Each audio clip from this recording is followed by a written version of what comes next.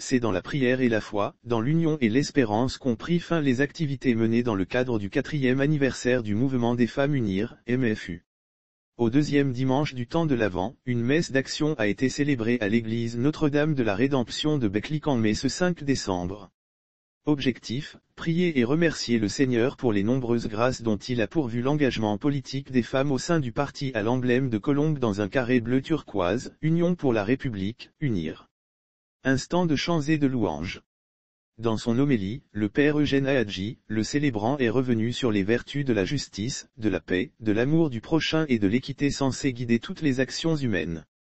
Dans la droiture, marcher sans trébucher vers le jour du Christ. Tiré de la lettre de saint Paul aux Philippiens, cette lecture a été faite pour témoigner du leadership du distingué militant, Faure Yacine Bey, président de la République, et inspirer l'engagement des femmes surtout de unir à la contribution d'une société juste et équitable. Pour Raymonde Cailloso, la déléguée nationale du mouvement des femmes Unir, l'union doit être la vertu la plus partagée. À toutes les femmes qui ont été avec nous durant ces 4 années, je dis un sincère merci du fond du cœur. Cela n'a pas été facile. Surtout ces derniers temps où nous avons connu la maladie du coronavirus.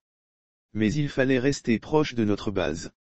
Elles se sont dévouées, sont allées les unes vers les autres avec l'image d'une solidarité forte entre femmes. D'ailleurs, le slogan de notre grand parti est « Quand on est unis, on est fort », a-t-elle ajouté. Ils ont alors prié pour la paix au Togo, pour la vie du président de la République, pour le parti Unir et le MFU. 4 années célébrées ensemble, c'est aussi des perspectives ensemble.